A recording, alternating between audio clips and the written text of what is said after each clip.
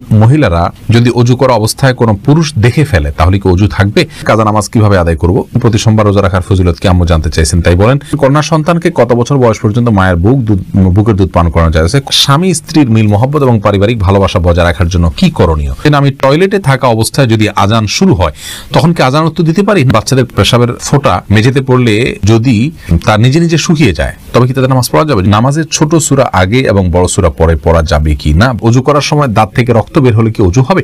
দান করলে সওয়াব হয় কিন্তু টাকা ধার দিলে কি কোনো সওয়াব হয়? কিস্তিতে কোনো পণ্য ক্রয় করা যাবে কি না? মেয়েদের কি পশু পাখি জবাই করা জায়েজ আছে? বাজনা ছাড়া নুপুর পরা যাবে কি না? মেয়েরা পর্দা না করলে মা বাবার কবরে কি আযাব হবে? আফরিন সুলতান জান্নাত আপনি জানতে চাইছেন বাজনা ছাড়া নুপুর পরা যাবে কি না? জীবন আপনি নুপুর পড়তে পারেন যদি সেটাতে বাজনা না থাকে এবং বাহিরে আপনি যখন পড়ে যাবেন সেটা আপনার পায়ে থাকতে পারে, কোনো অসুবিধা নেই। সাহাবায়ে কেরামের মধ্যে থেকে অনেকে নুপুর পড়েছেন, অনেক মহিলা সাহাবীরা নুপুর পড়েছেন, এরকমটি হাদিস দ্বারা স্পষ্টভাবে আমরা জানতে পারি। খালেদা আক্তার জানতে চাইছেন মেয়েরা পর্দা না করলে মা বাবার কবরে কি আযাব হবে? মা বাবার যদি সেখানে কোনো দায় থাকে, ত্রুটি থাকে, তাহলে সেক্ষেত্রে তাদের আযাব হতে পারে, কিন্তু মা বাবা যদি তাদেরকে সঠিক পথের দিশা দিয়ে থাকেন, বুঝিয়ে থাকেন, দায়িত্ব পালন করে থাকেন, তাহলে সেক্ষেত্রে তাদের দায়ভার তারা মানে শুধু সন্তানরাই বহন করবে, মা বাবার কোনো কিছু দায়ভার চাপানো হবে না। আল্লাহ বলেছেন লা তাযিরু ওয়াজরাতুন উযরা উখরা, কারোর দায়ভার অন্য কেউ বহন করবে না। লাইসা লিনসানিন ইল্লা মা সাআ, প্রত্যেকে যা করবে তারই তিনি দায় নেবেন। এসেছে হেলাল খান জানতে চেয়েছেন অজু করার সময় দাঁত থেকে রক্ত বের হলে কি অজু হবে? দাঁত থেকে যদি রক্ত বেশি বের হয়ে যায়, বের হতে থাকে, যার ফলে আপনার থুতু লাল হয়ে যায় এবং লালচে ভাব বেশি থাকে থুতুর মধ্যে, তাহলে সেক্ষেত্রে আপনার অজু হবে না। আর যদি লালচে ভাব কম থাকে, হালকা হলুদ হয়, তাহলে সেক্ষেত্রে অজু হয়ে যাবে। তামান্না ইসলাম সেতু আপনি জানতে চেয়েছেন মেয়েদের কি পশু পাখি জবাই করা জায়েজ আছে? বোন অবশ্যই জায়েজ আছে। মুরগি, হাঁস, এই জাতীয় পশু পাখি, গরু, এগুলো জবাই করার ক্ষেত্রে অনেক উদাহরণ আমাদের সমাজে আছে। যেমন ভাই বোন দুজন মিলে একসাথে গরু জবাই করতে পারবেন না শেয়ারে। তারপরে আপনার মেয়েরা গরু বা ছাগল বা কোনো পশু জবাই করতে পারবেন না। গোসল ফরজ অবস্থায় গরু ছাগল জবাই করা যাবে না। স্বামী স্ত্রী একজন ধরবেন একজন জবাই করবেন, এভাবে করা যাবে না। এরকম নানাবিধ কথা আমাদের সমাজে প্রচলিত আছে, এগুলো সবগুলো ভ্রান্ত ধারণা। ছেলেরা যেমন জবাই করতে পারবেন সেভাবে আপনার জবাই করতে পারবেন, কোনো অসুবিধা নেই। জবের যে শর্ত আছে বিসমিল্লাহ আল্লাহু আকবার বলে জবাই করে ফেলবেন।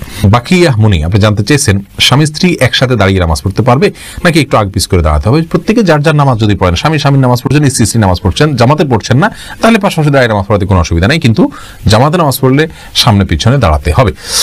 নাসরিন তবে পাশাপাশি দাঁড়াতে গেলে যদি মনোযোগের ব্যাঘাত ঘটে একে অন্যের, তাহলে সেক্ষেত্রে একটু আগ পাছ করে দাঁড়ানো ভালো। স্বামী একটু সামনে দাঁড়ান, স্ত্রী একটু পেছনে দাঁড়ান, এভাবে দাঁড়ানো উচিত যদি মনোযোগের ব্যাঘাত হবে বলে মনে হয়। মহিবুর রহমান প্রান্ত আপনি জানতে চেয়েছেন নামাজের ছোট সূরা আগে এবং বড় সূরা পরে পড়া যাবে কি না? ভাই মহিবুর রহমান প্রান্ত এভাবে নামাজ পড়লে নামাজ হয়ে যাবে। যেমন সূরা ফাতিহা পাঠ করার পর আপনি সূরা কাউসার পাঠ করলেন, এরপরে সূরায় আপনি ফালাক পাঠ করলেন, অথবা শুরুতে আপনি সূরা ইখলাস পাঠ করলেন, এরপরে সূরা ওয়াইলুল লিকুল্লি পড়লেন, তাহলে সেক্ষেত্রে প্রথম রাকাতে ছোট সূরা, বড় রাকাতে বড় সূরা পড়লেন। এভাবে নামাজ পড়লে নামাজ হয়ে যাবে, টেনশনের কোনো কারণ নেই। তবে এইভাবে নামাজ পড়লে নামাজটা সুন্দর হলো না, এটা যথার্থ হলো না, সুন্নাহসম্মত উপায় হলো না। সুন্নাহ হলো প্রথম রাকাত অপেক্ষা দ্বিতীয় রাকাত একটু ছোট হবে, এবং এভাবে আপনার এই পদ্ধতিতে আমাদেরকে সালাত আদায় করতে হবে, এটা হলো সুন্নাহ।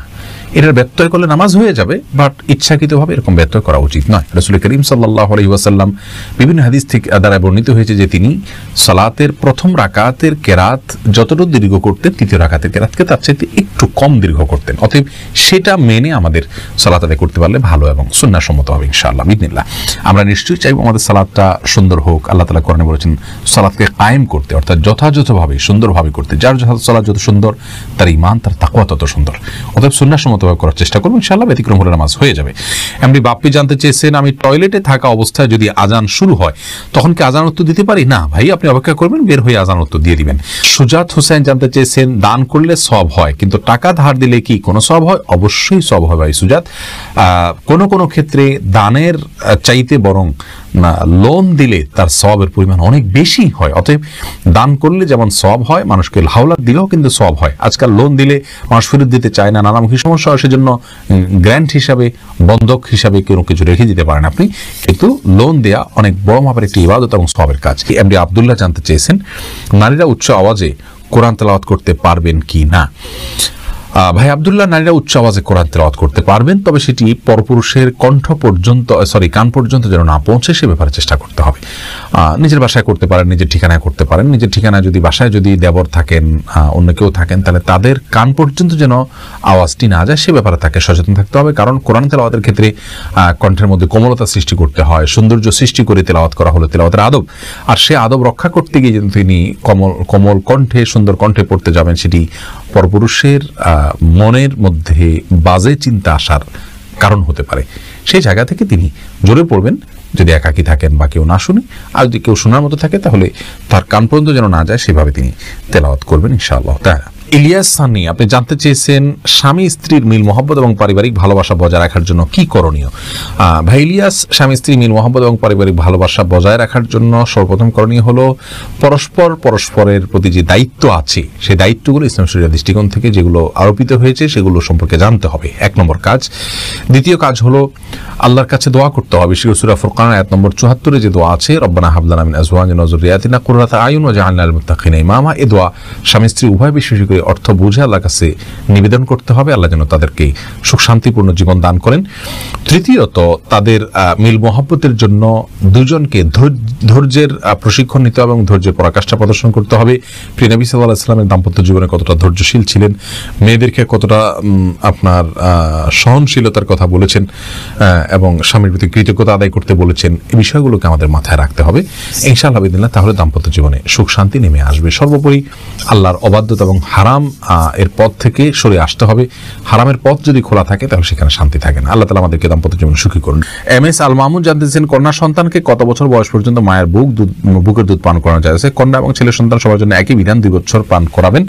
ইমাম আবু হানিফার মতে তার বেশি পান করানো জায়েজ নাই। অন্যান্য ইমামদের অনেকের মতে জায়েজ আছে, যেহেতু কোনো নিষেধাজ্ঞা নেই। যেহেতু আল্লাহ কোরআন কারিমে হাওলাইনে কামেলাইনি বলেছেন, লিমান আরাদা আন ইউতিম্মা রাদাআহ, যে ব্যক্তি দুধ পান করার সময় পূর্ণাঙ্গতায় পৌঁছাতে পারেন তিনি 2 বছর করাবেন। আল্লাহ তাআলা পরিষ্কার বলেছেন এই জন্য 2 বছর করানো জায়েজ আছে। আর সায়েন্টিফিকলি বিষয়টা প্রমাণিত যে এরপরে আর মায়ের বুকের দুধে কোনো উপকারিতা বাচ্চার জন্য থাকে না। এই জন্য 2 বছর পান করাবেন, নারী ছেলে হোক মেয়ে হোক, যে মানে উভয় ক্ষেত্রে। মামুন চৌধুরী জানতে চেয়েছেন বাচ্চাদের পেশাবের ফোঁটা মেঝেতে পড়লে যদি তার নিজে নিজে শুকিয়ে যায় তবে কি তাদের নামাজ পড়া যাবে? যদি নিজে নিজে শুকিয়ে যায় এবং কোনো আলামত না থাকে তাহলে সেখানে নামাজ পড়া যাবে। আরিয়ান হোসেন জানতে চেয়েছেন প্রতি সোমবার রোজা রাখার ফজিলত কি আম্মু জানতে চাইছেন, তাই বলেন। দেখুন ভাই আরিয়ান হোসেন, প্রতি সোমবার রোজা রাখা সুন্নাত। আমাদের প্রিয় নবী সাল্লাল্লাহু আলাইহি ওয়াসাল্লাম জন্মগ্রহণ করেছেন এই দিনে। তাকে জিজ্ঞাসা করা হচ্ছে, সহিহ হাদিস তিনি বলেছেন সোমবার তিনি কেন রোজা রাখেন? সুইলা আন সিয়ামি ইয়াউমিল ইসনাইন, তিনি বলেছেন যাকা ইয়াউমুল উলিদতু ফীহি, এই দিন আমার জন্ম হয়েছে সেজন্য আমি রোজা রাখি। সোমবারে রোজা রাখাটা সেজন্য সুন্নাত। আফরিন মোল্লা, আপনি জানতে চেয়েছেন কাজা নামাজ কিভাবে আদায় করব। দেখুন, কাজা নামাজ আদায় করার পদ্ধতি হলো যখন আপনি অনেকগুলো সালাত ছুটে যাবে তখন ধারাবাহিকভাবে পড়ে যাবেন, যতটুকু সম্ভব শুধু ফরজগুলো আদায় করে যাবেন, সুন্নাত আদায় না করলেও চলবে, এগুলো পড়ে ফেলবেন আস্তে আস্তে। আব্দুল মুমিন জানতে চেয়েছেন মহিলারা যদি অজু করা অবস্থায় কোনো পুরুষ দেখে ফেলে তাহলে কি অজু থাকবে?